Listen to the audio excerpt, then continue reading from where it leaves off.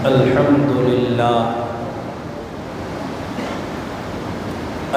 لله نحمده ونستعينه ونستغفره ونؤمن به ونتوكل عليه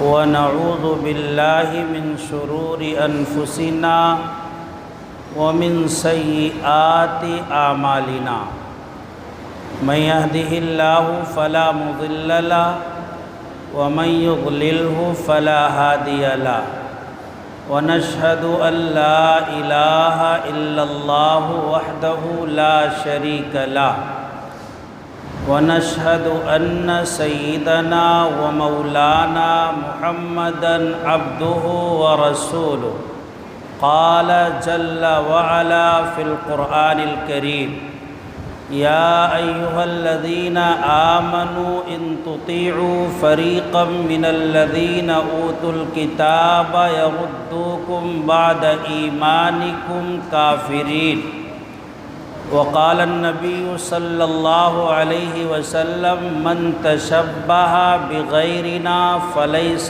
منا وقال في مقام آخر من تشبه بقوم فهو منهم أو كما قال صلى الله تعالى عليه وسلم صدق الله مولانا العظيم وصدق رسوله النبي الكريم۔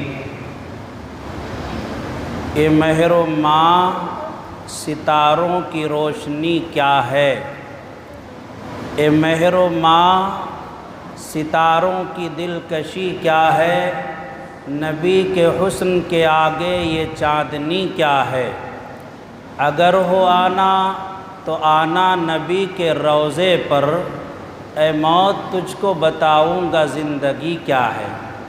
پتھر کو یوں تراشا نگینہ بنا دیا، پتھر کو یوں تراشا نگینہ بنا دیا، صحرا کو مسکرا کے مدینہ بنا دیا، سارے جہاں کے پھولوں کی خوشبو نچوڑ کر رب نے میرے نبی کا پسینہ بنا دیا۔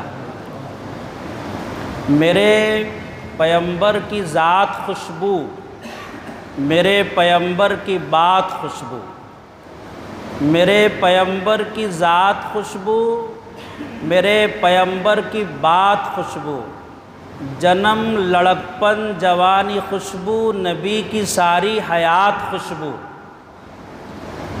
قدم مبارک میرے نبی کے جہاں جہاں دوستوں لگے ہیں، وہ گلیاں خوشبو، وہ کوچے خوشبو، وہ شہر خوشبو، دیہات خوشبو، صدیق خوشبو، عمر بھی خوشبو، علی بھی خوشبو، غنی بھی خوشبو، صدیق خوشبو، عمر بھی خوشبو، علی بھی خوشبو، غنی بھی خوشبو، میں ایک کہوں تو غلط نہ ہوگا، نبی کی ساری جماعت خوشبو۔ درود پاک پڑھ لے، اللہم صلی علی محمد النبی الامی وعلی آلہ وسلم تسلیما۔ ایک امتی ہونے کے ناطے سے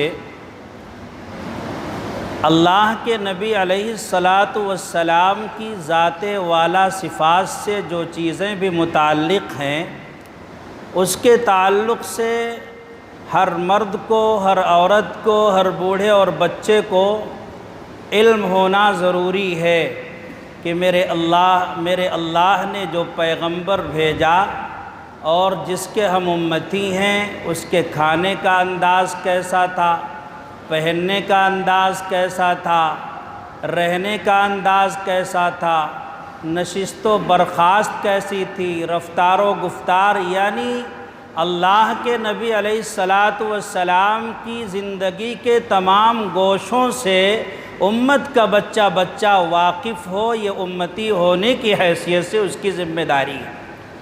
مدرسہ فیض العلوم کے جو پروگرام یہ 13 روزہ چل رہے ہیں، اس کا مقصد یہی ہے کہ ہمارے حبیب نبی کریم صلی اللہ علیہ وسلم کی مبارک زندگی کے تعلق سے ہر بات امت کو معلوم ہو جائے۔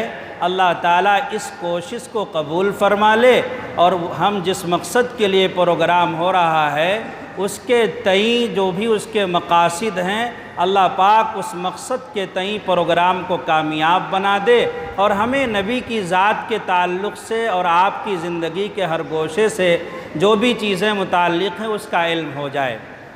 میرے بھائیوں، میں نے قرآن پاک کی آیت پڑھی اور اللہ کے نبی صلی اللہ علیہ وسلم کی ایک حدیث آپ کے سامنے میں نے پیش کی ہے۔ اسی کی روشنی میں کچھ باتیں میں آپ سے کہوں گا، چونکہ موضوع بڑا نازک ہے، اس لیے ہو سکتا ہے کہ آپ کے آبگینے دل کو ذرا ٹھیس پہنچے، تو میری کڑوی بات کو کڑوی دوائی سمجھ کر کے گوارا کر لینا۔ دوا کڑوی ضرور ہوتی ہے لیکن طبیب مصلح اور مخلص ہوتا ہے، اس لیے اس کی بات کو ہضم کر لینا ہماری ایمانداری کا ثبوت ہوگا۔ اللہ کرے کہ پیغمبر کی ہر بات بشاشت کے ساتھ ہم دل سے سننے والے بنے، اس پر عمل کرنے والے بن جائیں۔ اللہ کے نبی علیہ السلام نے جو تہذیب دی ہے، امت کو جو طریقہ دیا ہے، اللہ کے نبی علیہ السلام نے امت کے سامنے جو نمونہ پیش کیا ہے، جو کردار پیش کیا ہے، خواہ نبی کی زندگی کے کسی گوشے سے اس کا تعلق ہو، لیکن میرے بھائیوں اس کو اپنانا، اس پر عمل کرنا اور اسے بنظر تحسین دیکھنا ایک امتی کی ذمہ داری ہے۔ اگر مخالفت کرے گا اور اللہ کے نبی کے طریقے پر نہیں چلے گا اور اس سے بیزاری کا اظہار کرے گا تو میں اللہ کی قسم کھا کے کہتا ہوں، خلاف راہ پیغمبر قدم جو بھی اٹھائے گا کبھی رستہ نہ پائے گا، کبھی منزل نہ پائے گا۔ بہت طریقے ہیں دنیا میں، یہودی بھی بستے ہیں، نصرانی بھی بستے ہیں، مجوسی بھی بستے ہیں، مشرکین بھی بستے ہیں، صابی بھی بستے ہیں، اور بھی نہ جانے کتنے مذاہب ہیں دنیا میں، سب بستے ہیں۔ لیکن اللہ کا قرآن یہ کہتا ہے کہ جب تک محمد کا دین نہیں آیا تھا، آپ سے پہلے آنے والا جو پیغمبر تھا اسی کے دین میں کامیابی تھی، اسی میں فلاح تھی، اسی میں نجات تھی، لیکن اب محمد الرسول اللہ کے دین کا سورج طلوع ہو چکا ہے۔ اب اگر عافیت چاہتے ہو تو اللہ کے نبی علیہ السلام کے دامن سے وابستہ ہونا پڑے گا۔ عافیت چاہو جو آؤ دامن اسلام میں، یہ وہ دریا ہے کہ جس میں ڈوبتا کوئی نہیں۔ اور سنو، اگر اللہ کے نبی علیہ السلام کے نقش قدم سے ایک انچ بھی اگر ادھر ادھر آپ نے بھٹکنے کی کوشش کی تو آپ کی زندگی آپ کے لیے وبال جان بن جائے گی، اور جس ڈگر پر آپ چلنے کی کوشش کریں گے وہ ڈگر سیدھا جہنم کی طرف آپ کو لے کر کے جائے گا۔ اللہ کا قرآن یہ کہتا، یا ایھا الذین آمنوا ان تطیعوا فریقا من الذین اوتوا الکتاب، اے ایمان والو اگر اہل کتاب کی ایک جماعت کی آپ پیروی کرو گے، خواہ یہودی ہو یا نصرانی ہو، اہل کتاب میں ان سب کا شمار ہے، اگر آپ اہل کتاب میں سے کسی کی بھی پیروی کرنے لگو گے، خواہ وہ راستہ ان کے نزدیک صحیح ہو یا غلط ہو، آپ اس کو صحیح سمجھتے ہوں یا غلط سمجھتے ہوں، اگر اللہ نے اس کی موافقت نہیں کی ہے، قرآن نے موافقت نہیں کی ہے، تو یہود و نصارہ کے طریقے پر چلتے رہو گے، دھیرے دھیرے تمہارے سینوں سے ایمان نکل جائے گا، تمہیں پتہ بھی نہیں چلے گا۔ اس لیے اللہ کے نبی علیہ السلام نے اپنے ڈگر کو واضح کرتے ہوئے یہود و نصارہ کے مخالفت کو ہمارے لیے لازم قرار دیا، اور ہر مقام پر اللہ کے نبی علیہ السلام نے ان سے مخالفت کا اظہار کیا۔ آپ تعجب کریں گے، شریعت اسلامیہ میں طہارت ضروری ہے اور بغیر طہارت کے نماز نہیں ہوتی۔ اللہ کے نبی علیہ السلام کے سامنے یہ مسئلہ پیش ہوا، یا رسول اللہ، یہود کی عورتیں استنجا جو کرتی ہیں، پیشاب جو کرتی ہیں، وہ بیٹھ کر کرتی ہیں، ان کے مرد کھڑے ہو کر کے کرتے ہیں، اے اللہ کے نبی علیہ السلام ہمارے لیے کیا حکم ہے؟ حضور پاک صلی اللہ علیہ وسلم نے فرمایا، ان کی عورتیں بیٹھ کر کرتی ہیں، اچھا کرتی ہیں، لیکن ان کے مرد اگر کھڑے کھڑے پیشاب کرتے ہیں تو یہ اچھا نہیں کرتے۔ میرے صحابہ، میری یہ تعلیم ہے، میری یہ تبلیغ ہے، میرا یہ فرمان ہے، میری امت کے ایک ایک فرد کو بتا دو کہ سنت طریقہ یہ ہے کہ تم کھڑے ہو کر کے نہیں بلکہ بیٹھ کر کے پیشاب کیا کرو اور استنجا کیا کرو۔ صحابہ بیٹھ کر کرنے لگے، یہودیوں نے باتیں بنائی کہ ارے یہ کیا کر رہے ہیں، عورتوں کی طرح بیٹھ کر کے پیشاب کرنے لگے۔ اللہ کے نبی نبی علیہ الصلوۃ والسلام نے فرمایا ان کی باتوں کو دل پر نہ لینا، ان کے طنز و تعریض سے پریشان نہ ہونا۔ محمد الرسول اللہ کا وہ دین ہے کہ جو تھامے گا اس کے مقدر میں عزت ہے، اور جو نہیں تھامے گا ذلت اس کے مقدر میں ہے، کوئی اسے عزتوں سے ہمکنار صبح قیامت تک نہیں کر سکتا۔ اور آگے بڑھو، نماز کا مسئلہ ہے۔ اللہ کے نبی علیہ الصلوۃ والسلام نے فرمایا نماز بہترین عبادت ہے، یہ مسلمان اور کافر کے درمیان حد فاصل ہے۔ جان بوجھ کر نماز چھوڑ دو تو انسان دامن اسلام سے نکل کر کے کفر کی چہار دیواری میں داخل ہونے کے قریب ہو جاتا ہے۔ یہ تمام باتیں ایک طرف، لیکن پیغمبر نے یہ فرمایا کہ دیکھو جب سورج نکل رہا ہو، عین سورج کے نکلتے وقت چونکہ مشرکین عبادت کرتے ہیں لہٰذا تم اپنی نمازوں کو موقوف کر دو، کیونکہ اگر اس وقت نماز پڑھو گے تو مشرکین کی مشابہت کی وجہ سے اللہ پاک تمہاری اس نماز کو قبول نہیں کرے گا۔ یہاں بھی مشرکین کی مخالفت کی اللہ کے نبی علیہ الصلوۃ والسلام نے تعلیم دی۔ ایک صاحب کو دیکھا ٹیک لگا کر کے نماز پڑھ رہے ہیں، اللہ کے نبی علیہ الصلوۃ والسلام نے فرمایا کیا کر رہے تھے؟ یا رسول اللہ میں نماز پڑھ رہا تھا۔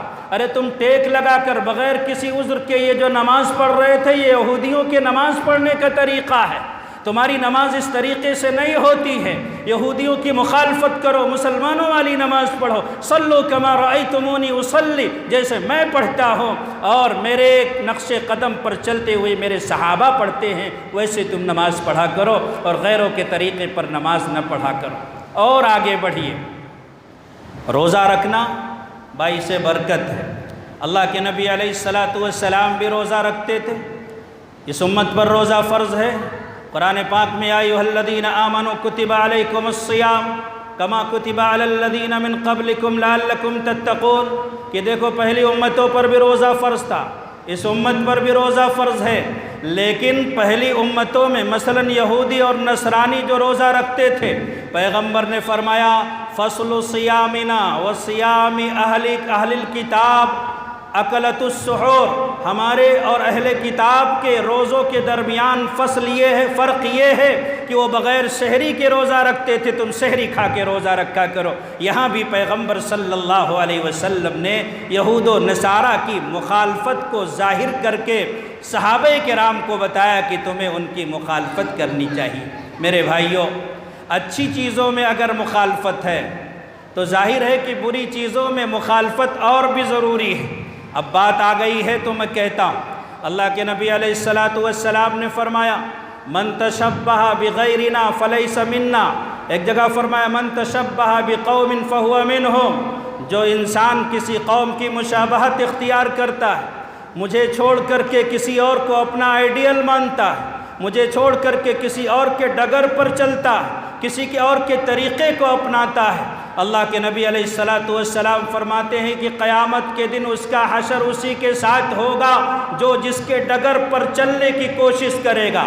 اب میں آپ سے محاسبہ کرتا ہوں اور اپنی امت کے ان لوگوں سے کہتا ہوں جنہوں نے یہود و نصارہ کی مرضی کو اپنی مرضی بنا لیا، ان کے طریقے کو اپنانے میں فخر سمجھنے لگے، محمد کا طریقہ انہیں پرانا نظر آنے لگا، محمد کے طریقے پر چلنے میں عار محسوس کرنے لگے، وہ سمجھنے لگے کہ شاید اس میں بے عزتی ہوگی۔ وہ یہ نہیں جانتے کہ میرے نبی کے دہلیز کو اتنا بلند کیا گیا، اتنا بلند کیا گیا کہ اللہ پاک کی قسم اس دہلیز سے بلند کوئی دہلیز نہیں، آج نہیں، صبح قیامت تک اس امت کو جب بھی کبھی حقیقی چین چاہیے، سکون چاہیے، محمد الرسول اللہ کے دروازے پر اسے کاسے گدائی لے کر کے ضرور آنا پڑے گا۔ تنگ آ جائے گی خود اپنے چلن سے دنیا، تجھ سے سیکھے گا زمانہ تیرا انداز کبھی، تبھی کامیابی ملے گی۔ تو میں عرض کر رہا تھا کہ آج اس امت نے یہود و نصارہ کے تلوے چاٹنے کو اپنا مزاج بنا لیا، ان کے قے کو اپنے منہ میں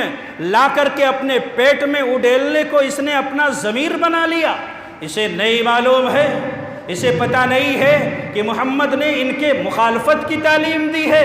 آج اس امت کے گھر میں نہیں بلکہ گھروں میں جو دیندار کہلاتے ہیں، بظاہر نماز بھی پڑھتے ہیں، روزے بھی رکھتے ہیں، لیکن بچوں کے برتھ ڈے کے موقع پر برتھ ڈے منانا گویا کہ وہ اپنی تہذیب سمجھتے ہیں۔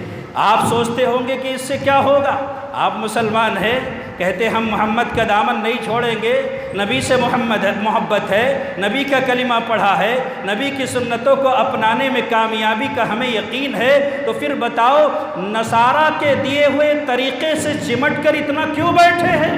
ایک ایک بچہ پیدا ہوا، اس کے برتھ ڈے کے موقع پر 50,000 روپے انسان خرچ کر دیتا، ناجائز خرچ کر دیتا، فضول خرچی کرتا، اور یہ کہتا ہے کہ میاں یہ بتاؤ دعوتیں ہی تو ہوئی ہیں، پیسے تھوڑے خرچ کیے ہوئے اس میں کیا عیب ہے؟ ہمارے رشتہ دار آ گئے، عزیز و اقارب آ گئے، انہوں نے آ کر کے کھانا کھا لیا، کیک کاٹا گیا، ہیپی برتھ ڈے کا گیت گایا گیا، اور ذرا تھوڑا سا انجوائے کر لیا گیا، خوشی منا لی گئی۔ اس وجہ سے ہم ڈپریشن میں چونکہ چلے جا رہے ہیں تو خوشیوں کے مواقع تلاش کر رہے ہیں۔ عارضی سکون کی دہلیز پہ جانے والوں، تمہیں یہ لگتا ہے کہ ہم نے اپنے رشتہ داروں کو کھانا کھلا دیا؟ نہیں، ان 50,000 روپیوں سے تم نے رب کی مرضی نہیں، جہنم کو خریدا ہے۔ لڑکیاں مرتد ہو رہی ہیں کیونکہ شادی کا انتظام نہیں ہے، رشتے نہیں آ رہے ہیں، باپ رکشہ چلاتا ہے اس لیے انہوں نے موت کو گلے لگا لیا کہ میرے باپ کے اندر میرے ہاتھ پیلے کرنے کی سکت نہیں ہے۔ سابرمتی دریاؤں میں جا کر کے کود گئی، ریل کی پٹریوں پر جا کر کے چمٹ کر کے انہوں نے جان دے دی۔ جاؤ حیدرآباد چار مینار سے پوچھو کتنی لڑکیاں چار مینار سے کود کر کے خودکشی کر چکی ہیں، اور آج ہم برتھ ڈے کی گندی تہذیب سے چمٹ کر کے محمد الرسول اللہ کی سنتوں سے بغاوت کا اعلان کر کے مسلمان بنے بیٹھے۔ ہمیں جنت چاہیے، جنت میں چلے جائیں گے، حوض کوثر کا جام مل جائے گا، نبی کے ہاتھوں حوض کوثر کا جام نصیب ہوگا، نبی ہمارے لیے شفاعت کریں گے۔ ان پاگلوں کو بتا دو کہ نبی کی سنت کی توہین کرنے والے اتنے بدترین مجرم ہے کہ نبی کے ہاتھوں حوض کوثر کا جام تو دور کی بات ہے، ایک قطرہ بھی پانی کا انہیں نصیب ہونے والا نہیں ہے۔ مذاق بنا کے رکھ دیا، ادھر مسجد میں آئے ادھر برتھ ڈے منا رہے، ادھر مسجد میں آئے ادھر ویلنٹائن ڈے منا رہے، ادھر مسجد میں آئے اور ادھر حق ڈے منا رہے، روز ڈے منا رہے۔ خبیثو، ان گندی حرکتوں سے توبہ کرو، ورنہ اللہ کا قرآن یہ کہتا ہے ان تطیعوا فریقا من الذین اوتوا الکتاب یردوکم بعد ایمانکم کافرین۔ ان خباثتوں کی وجہ سے سینے سے ایمان نکلے گا، کافر ہو جاؤ گے۔ کلمہ پڑھ کے تمہیں فائدہ ہونے والا اس سے نہیں۔ نماز جنازہ پڑھا کر کے قبر میں لٹا دیا گیا، کیا ہونے والا ہے؟ چہرہ قبلے سے پھیر دیا جائے گا۔ میں صحیح بتا رہا ہوں، پیغمبر کے دین کو مذاق میں نہ لو، ہلکے میں نہ لو۔ 50,000 روپے، 1,00,000 روپے، 2,00,000 روپے برتھ ڈے کی تہذیب پر، اس میں دعوتیں بھی اپنوں کو غیروں کو سب کو دعوتیں دی جا رہی۔ کہتے ہو کہ آج یہ ہو گیا وہ ہو گیا، مشرکین کی برائی کرو، ان کی برائی کرو۔ نہیں، دل کے ففولے جل اٹھے سینے کے داغ سے، اس گھر کو آگ لگ گئی گھر کے چراغ سے۔ بہنیں مرتد ہو رہی، بھائی مرتد ہو رہے ہیں، کافروں کے ساتھ بھاگ کر کے شادیاں کر رہی ہیں، انہیں فیسلٹی مل رہی ہے، اچھے خواب دکھا کر کے ان کو لے جا کر کے دبئی کے کوٹھوں سے بھرا جا رہا ہے، ان کو لے جا کر کے طوائفوں کی اڈوں کی زینت بنایا جا رہا ہے، اور ہم غفلت بلکہ مجرمانہ غفلت میں مبتلا ہے۔ ہمیں اپنے بچے کا برتھ ڈے یاد ہے، ان کے ایمان کی قطعاً کوئی فکر نہیں ہے۔ ہمیں اپنے بچے کا برتھ ڈے یاد ہے، ارتداد کی لہروں میں بہتی ہوئی بہنوں کو ہم نکالنے کے لیے کوشش نہیں کر رہے ہیں۔ ہمیں برتھ ڈے یاد ہے، لیکن وہ جہنم کی طرف ہماری نسل جا رہی ہے، ہمیں اپنی نسلوں کی کوئی پرواہ نہیں ہے۔ یاد رکھو، کل قیامت کے دن جس طریقے پر یہ مجرم ہوں گی، خودکشی کرنے والی بہنیں، مرتد ہونے والی بہنیں، ایسے اس امت کا وہ سیٹھ کروڑ پتی بھی مجرم ہوگا جس نے ان کے ایمان کے، ان کے جان کے بچانے کی فکر نہ کی۔ گریبان پکڑ کر پوچھا جائے گا کہ ان کی ایک ایک سسکیوں کا حساب دے دو، اس کے بعد تمہیں آگے جنت یا جہنم میں جانا ہے۔ میرے بھائیوں، بہت افسوس ہوتا ہے، قرآن یہ کہتا ہے کہ اگر اپناؤ گے تو دھیرے دھیرے تم مرتد ہو جاؤ گے۔ ہمیں اس کا احساس نہیں، ہماری نئی نسل لے بالکل اسے فکر ہی نہیں۔ آپ نے دیکھا نہیں کہ بہت سارے نوجوان ہاتھوں میں کڑا ڈالے گھوم رہے، دیکھا کہ نہیں دیکھا؟ کبھی پوچھا آپ نے کہ میاں یہ کڑا جو پہن رہے ہو کہیں ایسا تو نہیں کہ کسی کی مشابہت کے طور پر ہو اور اس سے تمہارا ایمان ختم ہو جائے؟ نہیں، اگر کچھ چھچوروں نے کسی فلمی پردے کے اوپر آ کر کے اس طریقے کا کام کیا تو ہماری قوم کے نوجوان سمجھتے شاید اسی میں کامیابی ہے، کڑا پہن لیا۔ اگر انہوں نے کان میں سوراخ کرا کر کے لوگوں کے سامنے ٹھمکے لگائے تو ہماری قوم کے نوجوانوں نے ٹھمکا لگانے میں فخر محسوس کرنا شروع کر دیا۔ اگر انہوں نے اپنے بالوں کی کٹنگ ان جیسی بنائی تو ہماری قوم کے نوجوانوں نے بھی انہی کے نقش قدم پر چلنا شروع کر دیا۔ نوجوان، مرد تو مرد، لڑکے تو لڑکے، لڑکیوں نے ان فلمی ایکٹروں کو دیکھ کر کے، اداکاراؤں کو دیکھ کر کے انہوں نے اپنی زندگی بدل ڈالی۔ آج آپ ذرا دیکھیے کہ ہمارے گھروں میں جو پردے کا مزاج ختم ہوا، دامن تہذیب نسواں پارا پارا ہو گیا، اوڑھنی مفلر بنی برقع غرارہ ہو گیا، جو ہمارے گھروں سے پردے کی تہذیب رخصت ہوئی ہے، اس میں جو ہے یہ ہاتھ کس کا ہے، کردار کس کا ہے؟ آپ کو پتہ چلے گا کہ ہماری بہنوں نے فاطمہ کو نہیں دیکھا، زینب کو نہیں دیکھا، رقیہ کو نہیں دیکھا، خدیجۃ الکبریٰ کو نہیں دیکھا، ان ماؤں کو نہیں دیکھا جن کے دعاؤں سے رب کے رحمت کے فرشتے دامن مراد بھرنے کے لیے آسمان سے زمین کی طرف اترا کرتے تھے، جن کے آنکھوں کے آنسو اگر ان کے آنکھوں کی دہلیز پر آتے تھے انقلاب آ جاتا تھا۔ اللہ تعالیٰ ان کے نالوں کا جواب جبریل امین کی شکل میں زمین پر بھیجا کرتا تھا۔ آج ان کی زندگی فیشن پر آ کر کے اس قدر تباہ و برباد ہوئی۔ برقع ہے نہیں، اگر ہے بھی تو اس قدر خطرناک برقع کہ دنیا کا کوئی مفتی بھی اسے پردہ کہنے کو تیار نہیں ہوگا۔ ذرا مجھے بتاؤ تو صحیح کہ اسے برقع کہیں گے یا گھاگھرا کہیں گے، اسے برقع کہیں گے، پردے کی چیز کہیں گے، یا بے حیائی کا پورا جتھا کہیں گے، برائی کا پورا مجموعہ کہیں گے؟ اگر یہ نہ پہنتی تو شاید کوئی اس کی طرف متوجہ نہ ہوتا، لیکن پہن کر کے اور زیادہ لوگوں کی توجہ کا مرکز بن گئی۔ یاد رکھو، یہ دوسروں کے قدم سے قدم ملانے کی نحوست ہے کہ آج ہماری بیٹیوں کے سامنے، ہماری بہنوں کے سامنے فاطمہ کی زندگی ہونے کے بجائے فلمی اداکاراؤں کی زندگی ان میں رچی ہوئی ہے، بسی ہوئی ہے۔ اس لیے میرے بھائیوں، اللہ کے نبی صلی اللہ علیہ وسلم کا فرمان ہمارے سامنے رہے کہ من تشبہ بغیرنا فلیس منا، من تشبہ بغیرنا فلیس منا، جو میری تہذیب سے ہٹ کر کے زندگی گزارے گا، میرے تہذیب کے خلاف زندگی گزارے گا، اس کا میرے ساتھ کوئی تعلق نہیں۔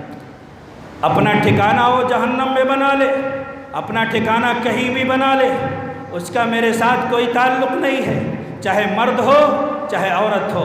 اس لیے اس نازک دور میں جبکہ قرآن پاک اعلان کرتا ہے کہ یہود و نصارہ کی مخالفت کو لازم پکڑو، اگر ان کی موافقت کرو گے تو دھیرے دھیرے تمہارا ایمان نکل جائے گا۔ ایمان کوئی معمولی دولت نہیں ہے کہ ہم ہوا کے رخ کے حوالے اپنے آپ کو کر کے اپنے ایمان کو سینے سے نکال لیں۔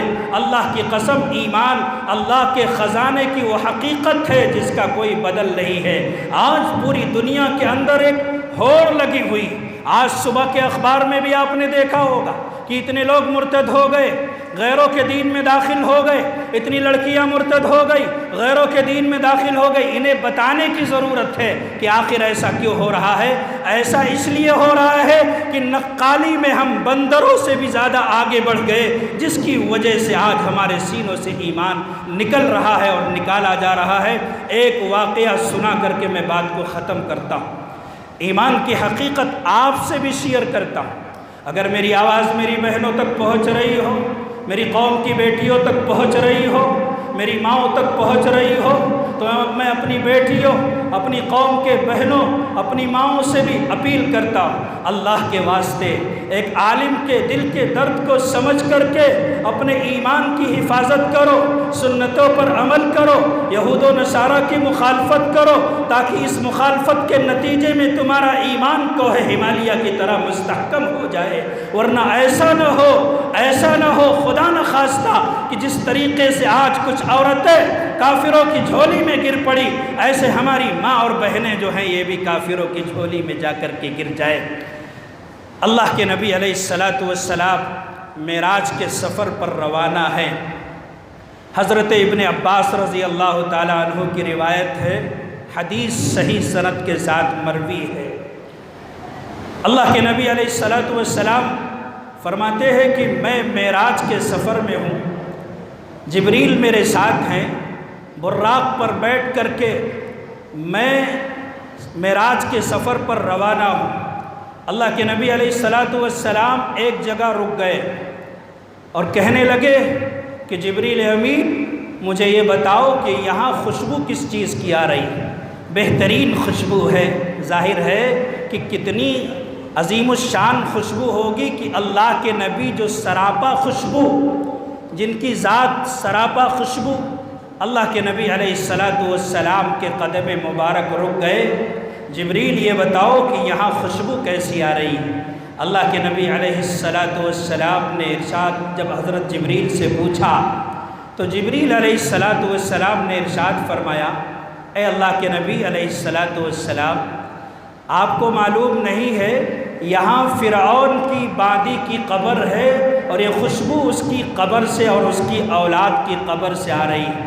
اللہ کے نبی علیہ السلام نے فرمایا وما شانوہا، ڈیٹیل بتاؤ، تفصیل بتاؤ کہ یہ خوشبو آ تو رہی ہے، قبر سے آ رہی ہے، لیکن کیوں کر آ رہی ہے، ذرا وجہ تو میں جان لوں۔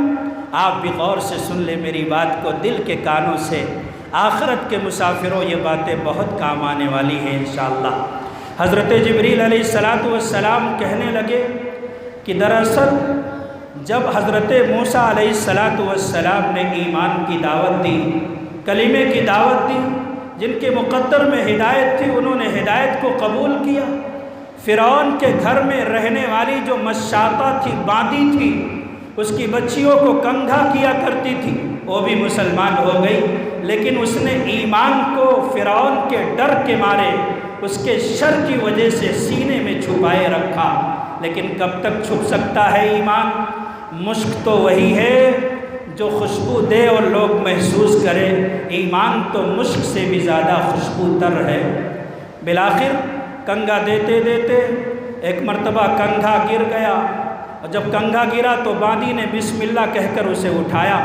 لڑکیاں چونک گئی کہ ارے تم نے بسم اللہ کیا، اللہ کا نام لیا، اللہ سے مراد میرا باپ ہے۔ کہنے لگی تیرا باپ نہیں، اللہ سے مراد وہ رب ہے جو میرا بھی رب ہے، تیرا بھی رب ہے، تیرے باپ کا بھی رب ہے۔ میرے بھائیوں، توحید کی دعوت جب کفرستان میں دی جاتی ہے، بحر ظلمات کے جزیروں میں جب توحید کا اعلان کیا جاتا ہے نا، تو جو مشرکین ہوتے ہیں ان کے چہروں کی سیاہی دیکھنے کے لائق ہوتی ہے۔ کسی بھی اسٹیج پر اگر کوئی خدا کا بندہ اللہ کی وحدانیت کا اقرار کرتا ہے تو مشرکین کے منہ لٹک جایا کرتے ہیں۔ باندیوں کا چہرہ لٹک گیا، باپ کے پاس پہنچی کہ غضب ہو گیا۔ آپ تو کہتے ہو کہ جو موسیٰ کے دین پر چلے گا میں اسے پھانسی دے دوں گا، آپ کے گھر میں رہنے والی باندیوں نے موسیٰ کے دین کو قبول کر لیا، اب کیا کرو گے؟ فرعون نے کہا سبق سکھاؤں گا۔ آ گیا لاؤ لشکر کے ساتھ، آگ جل رہی ہے، کڑھاؤں میں تیل ابل رہا ہے۔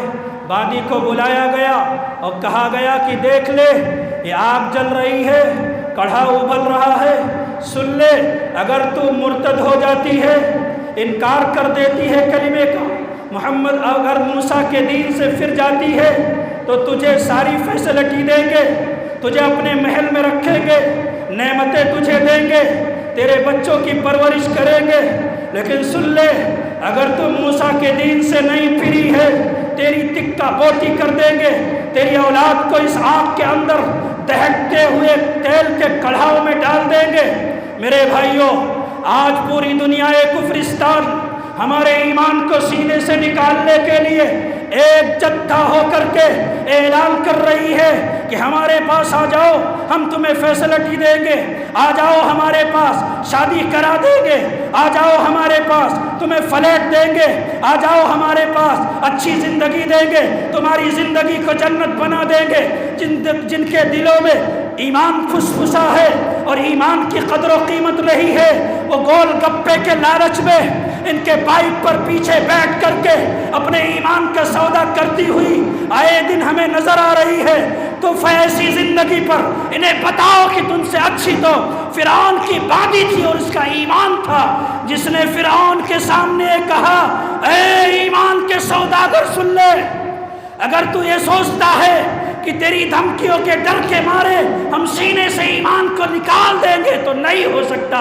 توحید کی امانت سینوں میں ہے ہمارے، آسان نہیں مٹانا، نام و نشاں ہمارا باطل سے دبنے والے اے آسمان نہیں ہم 100 بار کر چکا ہے تو امتحان ہمارا۔ فرعون نے بچے کو پکڑ کر کے کڑھاؤ میں ڈالا، ماں کے پیروں میں لغزش نہیں آئی، کھڑی ہوئی ہے ڈٹ کر۔ اس نے جب دیکھا کہ ایمان کا قدم ڈگمگایا نہیں، عورت ہونے کے بعد بھی اس کے پائے استقامت میں تزلزل نہ ہوا، جو بچہ دودھ پی رہا تھا سینے سے چمٹا ہوا تھا اس کو چھینا اور کڑھاؤ میں ڈال دیا۔ ان بہنوں کو بتاؤ، ان بھائیوں کو بتاؤ کتنی بڑی قربانی دی ہے، سب کچھ لٹایا ہے، مامتا کو اپنے پیروں سے روندا ہے، دودھ پیتے بچے کو اپنی آنکھوں کے سامنے کڑھاؤ میں دہکتے ہوئے تیل میں کباب بنتے ہوئے دیکھا ہے۔ ماں کی آنکھوں میں آنسو آئے، قریب تھا کہ قدموں میں لغزش ہو، لرزہ بر اندام ہو۔ دودھ پیتے بچے نے کہا ماں تو کیوں روتی ہے؟ تجھے معلوم نہیں کہ جس ذات نے نار نمرود کو ابراہیم کے لیے گلے گلزار بنایا تھا وہ ذات ان کافروں کے شکنجے سے تجھے چھڑائے گی۔ اے ماں قدم بڑھا، تو بھی آگ میں کود جا، یاد رکھ یہ آگ تیرے حق میں نار نمرود کی طرح گلزار بنے گی۔ ماں نے قدم آگے بڑھائے، کود پڑی، بے خطر کود پڑا آتش نمرود میں عشق، عقل ہے محو تماشائے لبے بام ابھی۔ آج پوری کائنات سے کہہ دو، پوری دنیا ایک طرف محمد کے غلاموں کی دشمنی میں ایک جتھا ہو چکے ہیں، سب سنتوں کے بھی دشمن ہے، دین کے دشمن ہے، ہوٹلوں سے لے کر کے پارلیامنٹ تک ہماری مخالفت پر کفر کمر بستہ ہو چکا ہے۔ ایک راستہ ہے کامیابی کا، وہ یہ ہے کہ محمد کے ڈگر کو مضبوطی سے تھام لو۔ کائنات میں کوئی مائی کا لال تمہارا بال بیکار نہیں کر سکتا۔ ان کی مرضی پر ہو قرباں، ان کی مرضی پر نثار، زندگی کہتے ہیں اس کو، یہ ہے شان زندگی۔ وآخر دعوانا الحمدللہ رب العالمین۔